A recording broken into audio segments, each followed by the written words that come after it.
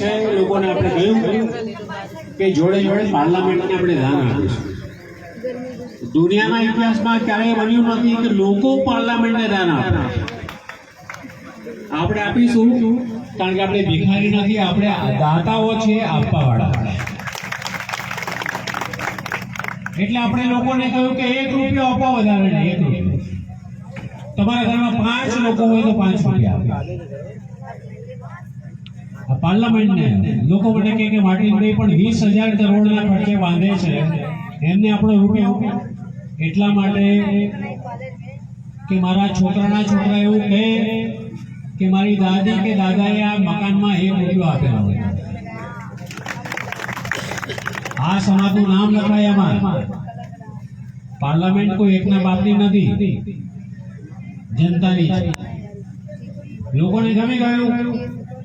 2 ટ્રકો ભરેલી છે. પાછળ તમે જોશો 20 લાખ સિક્કા આવ્યા છે. કેટલા? 20 લાખ. એટલે સિક્કો અહીંયા પડ્યો છે કમલીવાડામાં, પણ દેશભરમાં ફેલાઈ ગયો. ઘરે ઘરે આ તમારા રમકડા છે ને હાથમાં, અહીંયા ફોટો પાડો, એકને મોકલો, એ 100 ને મોકલે, એ 100 ને મોકલે, ફેલાઈ ગયો.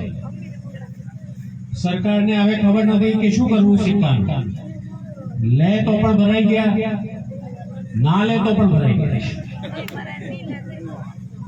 પણ આપણે કહ્યું છે કે અમે છોડવાનો નથી. આ સિક્કો પાર્લામેન્ટમાં તમારે મૂકવો જ પડશે.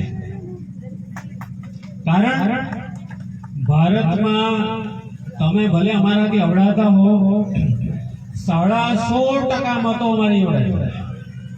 મતથી અવડાવ છો? मत लेवाना होते अबड़ा से कोई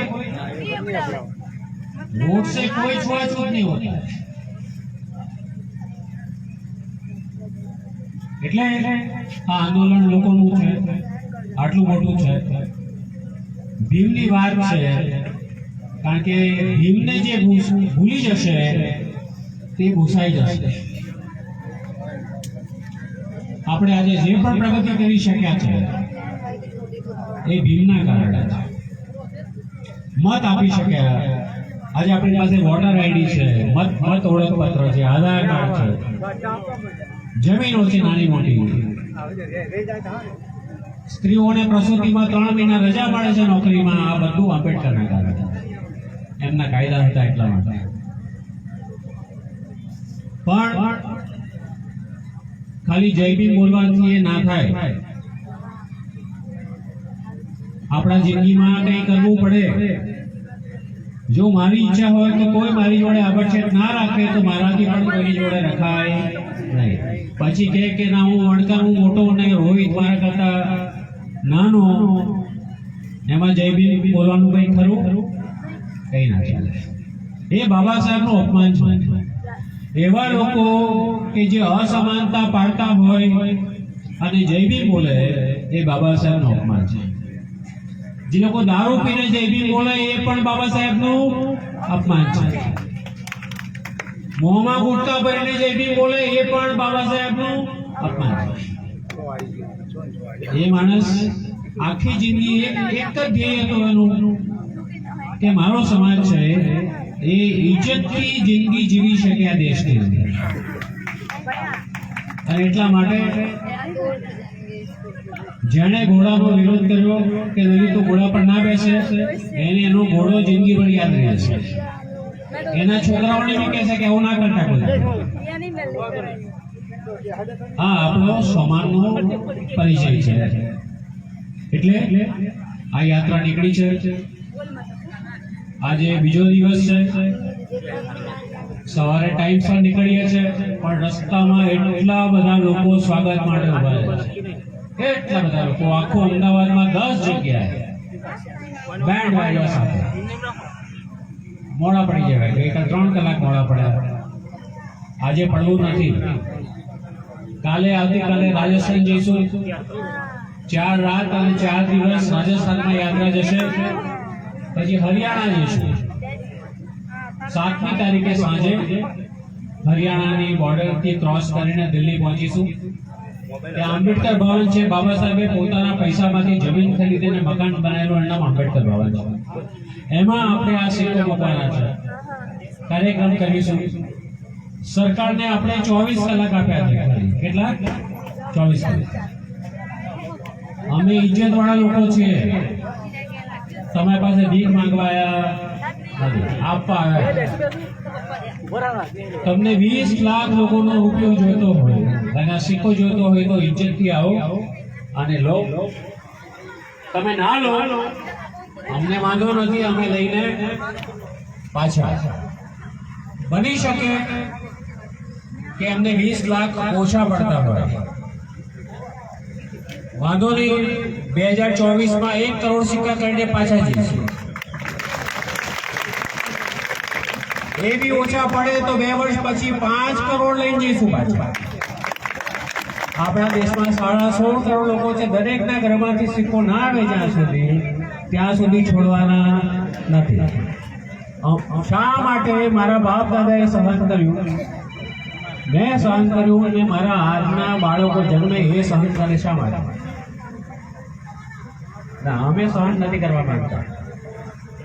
એટલે આ કાર્યક્રમ છે, આપણે બધાએ સતત એના માટે માથે રહેવું પડશે.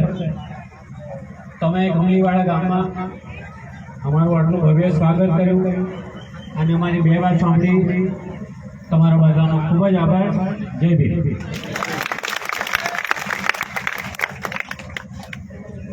ખૂબ ખૂબ આભાર માર્ટીનભાઈ. હવે આગળ કાર્યક્રમને વધારીએ તે પહેલા અહીંયા આપણને પિત્તળ અને 1 રૂપિયાના સિક્કા દાન પેટે અગાઉ પણ મળેલા છે અને આજે 1100 રૂપિયા અહીં કમળીવાડા તરફથી આ આભડછેદમુક્ત ભારત યાત્રાને દાન મળે છે. એની પહેલા દાંતરાણાથી ધવલભાઈ કાંતિભાઈ, કેડી ધવલ અને મૂળજીભાઈ, વહુવાથી પરમાર નારાયણભાઈ. આ કાંતિભાઈ ધવલે માર્ટીનભાઈની એક સરસ પ્રતિમા બનાવી છે એમણે પેન્ટિંગથી. તો એ અહીંથી લગભગ 150 કિલોમીટરથી અહીંયા આપવા માટે, એમનું સન્માન કરવા માટે આવ્યા છે. તો આપણે એમને અહીંયા સ્ટેજ ઉપર બોલાવીશું. એની સાથે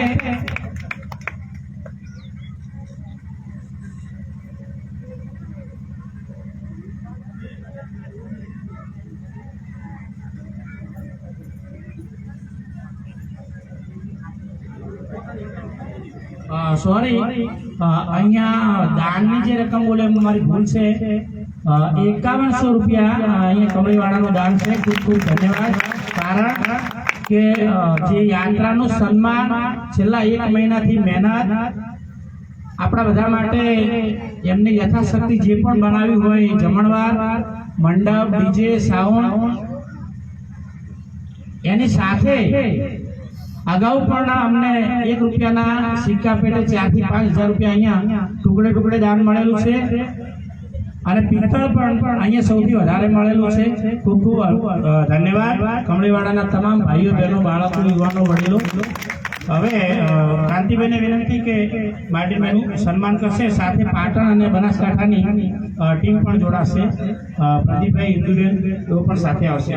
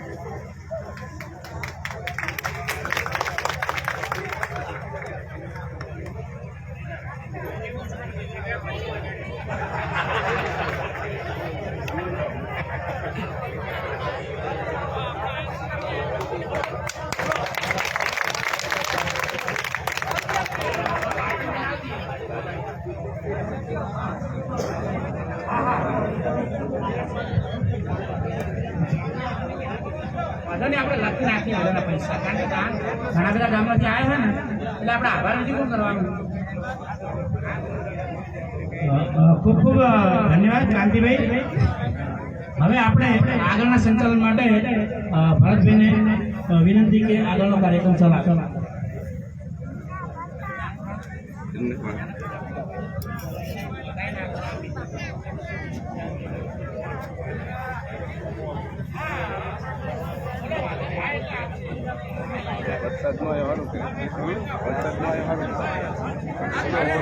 ના ના સારું ન આવ્યો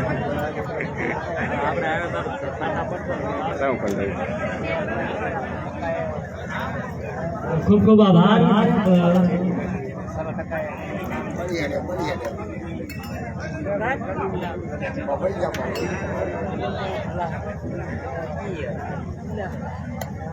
બોલો બાબા સાહેબ આંબેડકરજી. હાલો, આજે આ ભીમ ગુજરાત યાત્રામાં પધારે માર્ટિન સાહેબ તથા સર્વે રાજ્યના મહેમાનો પધાર્યા એ બદલ કંપનીવાળા ગામ પરથી હું સર્વનું સ્વાગત કરું છું અને આભાર માનું છું. સરસ. હવે આ પ્રોગ્રામને આપ સૌ વસ્તી મહેમાનો સૌએ શાંતિથી સાંભળ્યો એ બદલ હું પણ એક વસ્તી સમસ્ત વસ્તી દ્વારા અને સૌ મહેમાનોથી આપ સૌ નિહાળી રહ્યા છો પ્રોગ્રામને તેમનો પણ હું આભાર વ્યક્ત કરું છું. જય જય. હવે યાત્રામાં જે લોકો આવેલા છે, ગઈકાલે આપણી યાત્રા શરૂ થઈને એમાં જે લોકો આવેલા છે ગુજરાત સહિત બીજા જે પણ રાજ્યોમાંથી, એ પહેલા જમવા માટે જશે. એટલે યુવા મિત્રોને વિનંતી કે તમારી જે પણ વ્યવસ્થા હોય ત્યાં ગોઠવી નાખે. એટલે આપણે અહીંયા આ સભા પૂરી કરીએ એટલે પહેલા યાત્રાના મહેમાનો જમવા માટે જશે, જેથી કરીને વ્યવસ્થા જળવાય અને અમારે બીજા ગામ પણ જવાનું છે એટલે અમે અહીંથી પછી નીકળી પણ શકીએ. હવે અહીંયા મારા ધ્યાન ઉપર